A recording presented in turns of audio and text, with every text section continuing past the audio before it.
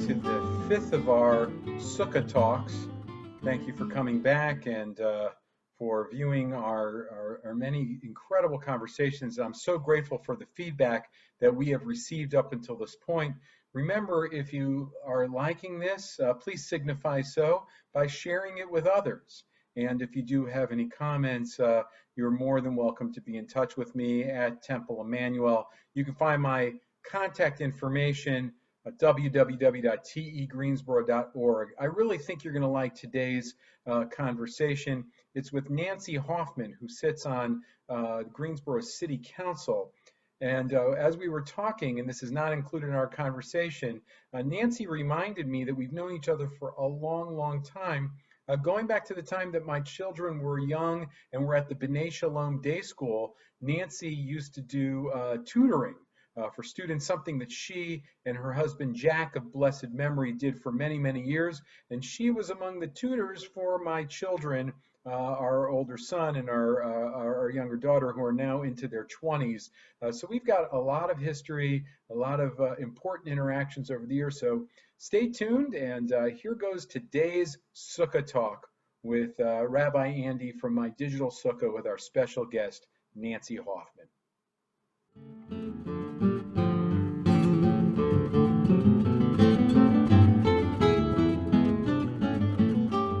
Hi, welcome to my Digital Sukkah. Rabbi Andy Koren from Temple Emmanuel here in Greensboro, North Carolina. For those of you who are joining today who live here in Greensboro, you are very familiar with my very special guest, and that is Nancy Hoffmann. Nancy sits on Greensboro City Council. And for those of you who are checking us out from far away, you're about to hear a fantastic story, although it's very timely also. Why? Because in addition to us celebrating Sukkot at this time, and we're many days into our 8-day festival, but we also are gathering together at unprecedented times. We would much rather be together with one another. That's what we're used to doing on Sukkot, and yet this is a time of COVID when we are, for lots of reasons, keeping our distance from one another, not the least of which is because of public health. Nancy Hoffmann has served on our city council for many, many years. She's also an affiliate member of Temple Emmanuel and has been so involved in our local Jewish community in all the years that I've been here in Greensboro, which is knocking on the door of 2 decades. So Nancy, welcome. Welcome to the Digital Sukkah today. And Thank you, Rabbi. I was delighted when you called me up and asked me if I would join you. Well, it truly is an honor to have you, and to have you with us today. And I was hoping, Nancy, that we could start off just by you telling us a little bit about what these times are like as a city leader. You're leading in the time of COVID. I think if we had turned to you and said, well, Nancy, this is what you're going to have in your term on city council, maybe you would have thought twice about it, but you guys wrestle with many different issues here locally. Take us into some of the issues that are going on today and what it's been like to lead over the course of the past 6-7 months. Well, it's a situation, Rabbi, that you had no ability or no thinking in terms of planning for it. It just presented itself to us. I can remember just a couple of phone calls in that period in March. We were getting ready to open the Stephen Tanger Performing Arts Center. That weekend. There was a full weekend of events, and I got a call from Kathy Manning and several other people. What did I think? Could we go ahead? And I said I don't think we can.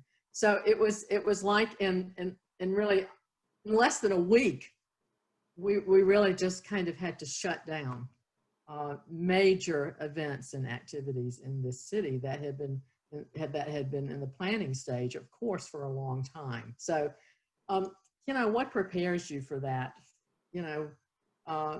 It's just all of those experiences that you've had throughout your life, and it's in terms of being in a leadership position. you know, you've sometimes got to make some educated decisions very quickly. And, you know, I think that our city leadership and our county leadership really responded very promptly and in a thoughtful sort of way in terms of shutting down, you know, city buildings, city offices, and then ultimately putting the protocols in place that allowed us to reopen those on some basis in a thoughtful and in a way that protected the health and safety and security of the people in the city. You know, we distributed quite a number of masks early on, or had distribution locations for distributing masks to our citizens in the city. And then, you know, then came the national protest and the effect of what happened in Minneapolis and some of these other places, and the effect that had on us in Greensboro, and going through a weekend and several weekends following that in May and June, you know, of dealing with the emotional concerns and aspects of all of this that people had. I mean, it's been a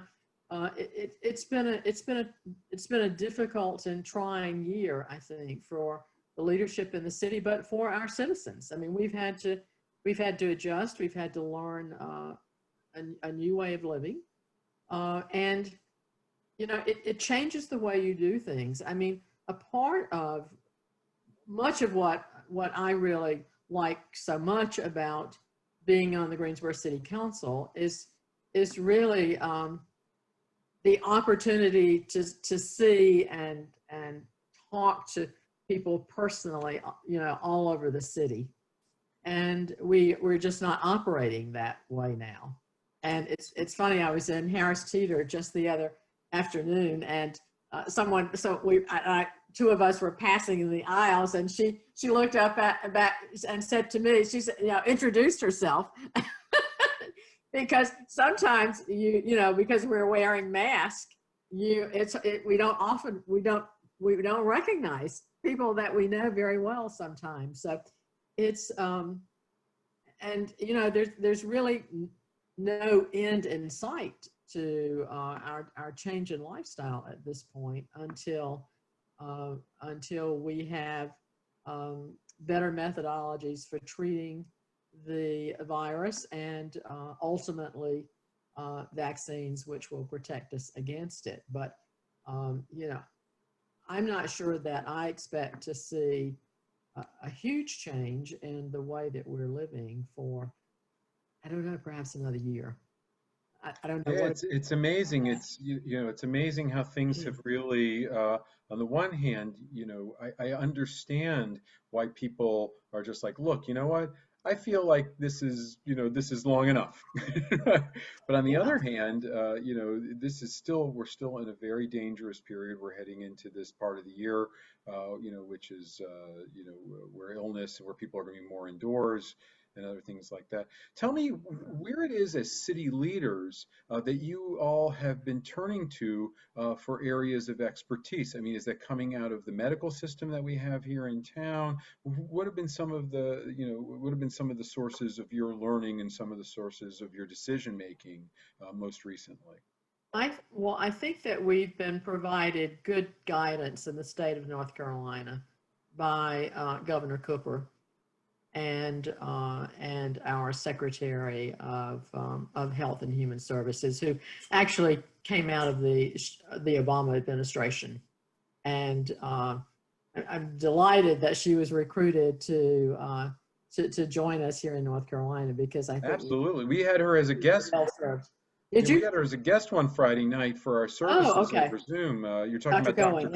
Yes. It was fantastic. And again, for those who are watching here, I believe that we also have that video up on Temple Emmanuel, so that if people want to look at it. But you know, please continue, Nancy, in terms of that. And you know what gives me, you know, comfort and assurance is, you know, the New York Times every day on the front page has will list those states which are having the greatest outbreaks and where the numbers are really not good, and they do that daily, and I think the Washington Post may do so as well, and it's comforting to me when I look at that every morning on my iPad that I don't see North Carolina there. Yeah. So I think that speaks it speaks highly of the discipline that has been put in place for the state of North Carolina, which we've then adopted and carry through with on a city and a county basis here as well. And you know, it's tough. What a lot of people don't realize is that more of the state of North Carolina is rural than urban. Mm-hmm. And so it's quite different. In some ways, you're dealing with some differences when you've got a very smaller populations in many of our counties, which are mostly rural, versus the major urban areas in North Carolina. And so it's really been a balancing act of how you put the protocols in place that work for most everybody throughout the state. But you know, I think in the state of North Carolina we've had good leadership at the state level, and I think we've had good leadership at our local, you know, in our local area, particularly some of our most populated counties and urban areas with major cities. And do you feel we're getting the resources to people that need them most at this time? Maybe people that are in more vulnerable slots. You know, we talk a lot about you know, businesses, and I know that you know, many are looking forward to the time that the Tanger Center will open. But Greensboro is also known for, you know, festivals like the Folk Festival or tournaments like the basketball tournament. I mean, Which of course, I mean, we had to do that. We had to really scurry. I'm on the Folk Festival board, and we really, in a very short period of time, just had to rethink. Number one, to consider whether or not we could pull something off, but number two, you know, how we could do it. And I think we produced a successful event virtually, but you know, it really has made us have to look at how we go about living our life each day, and putting the safeguards in place that will give our citizens the greatest degree of protection. You know, gosh, bars have been closed and just opened last weekend. Mm-hmm. Still at only 30% capacity, and it has to be outdoors. So, you know, it's really made us totally rethink how we live and you know, how we function in this world versus our old world. Yeah, yeah. And again, I find myself as a rabbi also, you know, thinking of and trying to get resources to people who might otherwise, you know, whether we're talking about food insecurity or we're talking about, you know, housing situations and everything like that. So, you know, I know that that's part of the ongoing challenge, right? COVID, pre-COVID, post-COVID. But nonetheless, you know, what's your sense of the work that's being done in those areas? And, you know, what certainly one of the things that we had to think about and to deal with in the city were really getting people off the streets, homeless, and getting them into hotel and motel rooms throughout the city during this period of time, because you know, that was a real danger, not just to them personally, but to others throughout the city that they would be coming in contact with. So, you know, we've just had to totally rethink, you know, how we're doing things.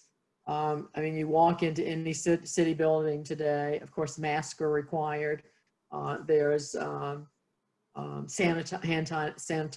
sanitizer throughout so that people can make use of that. So very quickly, we just had to totally adjust how we live, and so much of what we simply take for granted or had taken for granted previously. Yeah, I mean, I'll tell you, one of the things that I've appreciated is the signs that are up in parks and public parks, just encouraging people to keep distance Right. and wear a mask. And the other thing that I've discovered, and I've lived here again for a long, long time, is just how many walking trails and other places like that. And that's not only proximate to where I live on the west side of town, but also going to the northeast side of our area and going to other parts of the greater Greensboro area. There's a lot to explore here in a lot of ways to do so and to keep distance, or at least to keep safer than than other alternatives. So there's a Right. lot of gratitude Right. for that.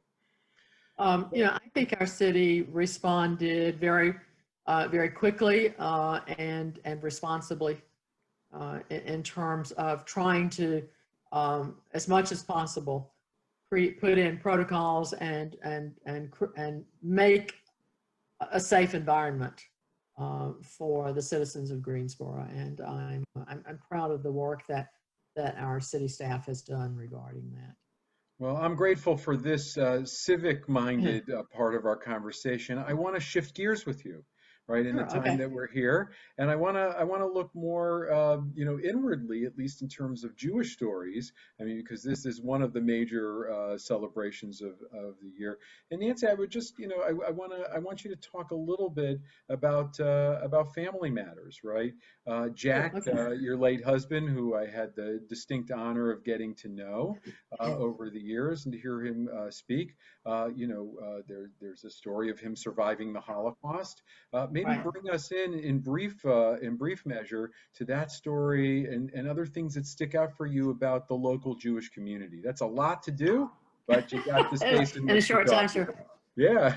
Well, Jack grew up in Vienna, Vienna, Austria. The city that he had a love affair with. I mean, it is a beautiful city.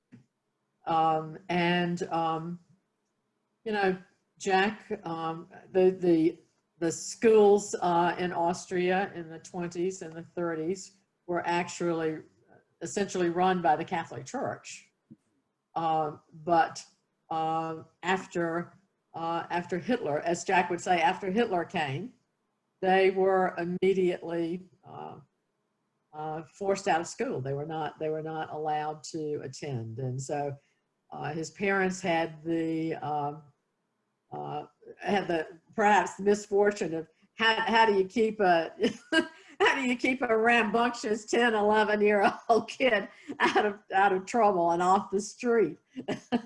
So, but Jack was. Many people know his story. He apparently learned the Jewish community created activities and classes for Jewish children who were no longer able to attend the state-run schools in Vienna. And Jack came home one day to tell about the possibility of what then was called the Kindred Transport, and this was an organized effort to move some children in from the 4 or 5 major countries in Europe: Germany, Austria, Poland, and Hungary, to a safer situation. There was a great unknown as to what ultimately was going to happen in 1938, 39, 1940. And so Jack signed up, or came home and told his parents about the opportunity. And, obviously hard to send your child away. But Jack was allowed to apply for, and actually was one of about 10,000 children in Europe who became known as the Children's Transport, and they were provided safe passage through Europe to England. And there was a nearly almost a year after Jack left his parents and his sister in Vienna and got to England, that they really were not in touch and in communication. In the meantime, Jack's father was successful in getting the documentation available, and Jack's parents and his sister were among the last Jews to leave Austria in 1940 and came to the United States.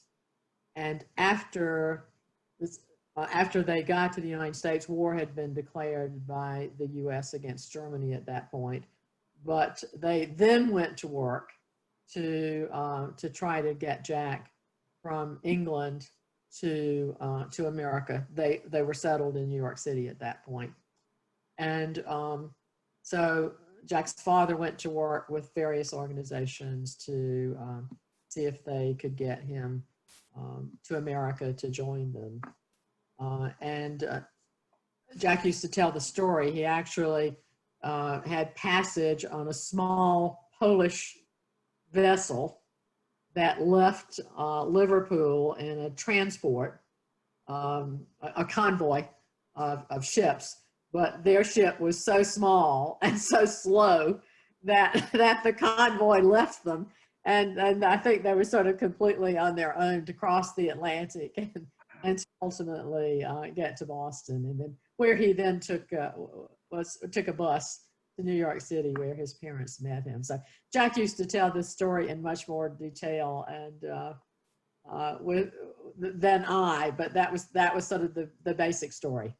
Yeah, and over many years, he was, he was part of a small grouping of survivors. Some of them from the Kindred Transport. I fear often when I start to list that I'll leave somebody off the list, but I know that there were a number of survivors here in the Greensboro area. Yeah, several. Several, as well as in North Carolina as a whole. Again, we're very grateful for those like Jack that told their stories over there. What was it that brought him to Greensboro, North Carolina? It was really my work. Yeah. Okay. Jack and I were married in 1982 in New York City, but it was really my corporate career that required much of the travel that we did, probably for the first 15 years or so of our marriage. Jack and I got married in 1982. And had already bought a house in California. I had accepted a position in the San Francisco area, so we moved there for my job. Although Jack joined a small trading company that was there during that period of time, and then we several years later came back to the East Coast, lived in New York City, and lived in upstate New York. We lived 4 years. I was with a company in Massachusetts, and then I joined a company in New Hampshire for 4 years, and then we came south in 1997, and by that time Jack was totally retired. We actually we came to North Carolina in 1993, lived a couple of years in Charlotte, then lived 2 years in Raleigh, and we came to Greensboro in 1997. All of those were career moves for me. Jack was retired, essentially. Wow. Well, listen, we're very grateful for that the path led here to Greensboro. Tell a little bit about your involvement here locally in the Jewish community, and maybe a couple of moments that stick out in terms of your experience, Jack's experience over the years here. Well, for us moving to Greensboro and becoming a part of a very active Jewish community was, I would really say, Rabbi, that was that has been a highlight, I think, of our life, and certainly for Jack and for us as a couple. You know, we really found we found a home in Greensboro that we had never found in the. We got married in 1982. We came to Greensboro in 97, and from that time, from 82 until 97, I mean, we lived 4 or 5 different places, but this was really where I think we found our home, and part of a greater community and part of a Jewish community. And it was, you know, really fortuitous. I mean, it was, Jack had the opportunity once we moved back here. He enrolled and went back and did a master's degree program at the University of North Carolina at Greensboro, studied under Carl Schloines, who is a noted Holocaust scholar. So it fulfilled activities for Jack that he found rich intellectually, and it's yeah, so for us, I don't think there could have been a better place for us to end up than in Greensboro and a part of the Jewish community here. And he and I both were very grateful for that. Yeah, you know, I decided when I decided in 2011 that I was going to run for city council, certainly 2 of the first people I called and told were our 2 rabbis, Beth David and Fred. And so Fred immediately said, "Well, what can I do for you?" And I said, "Well, let's move, you know, let's continue to move down this road, and I'm sure there will be something." And you know, Fred held a forum at the temple that included the District 4 candidates and the 2 candidates for mayor, and that was really one of the last sort of public events before that final election, the election date in November of 2011. And I have to tell you, I left that debate scene that night feeling that I had a chance to win that election. And so, you know, the Jewish community certainly supported me in the most wonderful way through that journey, and I'm not sure I could have done it without them, quite frankly. So Greensboro's just been very important in our lives.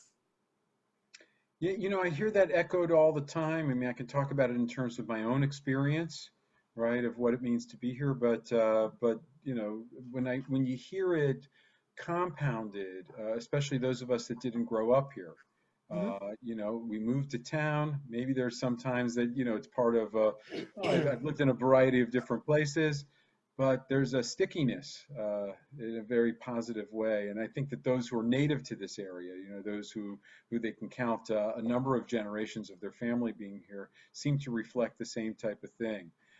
I will tell you this, I am very grateful for your time today. Nancy, I think we could probably go on and talk for hours and hours, and I'm sure once I hit the pause button here or the end button here, you and I are going to continue to talk for a few more minutes. But I just want to take the time to say thank you so much. Thank you for your service to our area. Thank you for your involvement in the you know, in the local Jewish community in particular.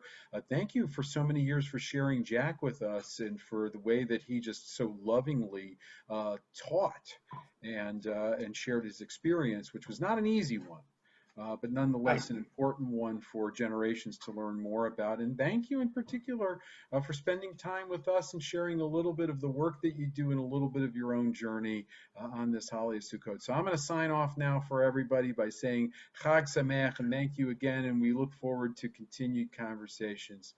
Take care, everyone. Thanks so much, Rabbi. Enjoyed the conversation. Thank you again for joining us for today's installment of Sukkah Talks here in my Digital Sukkah.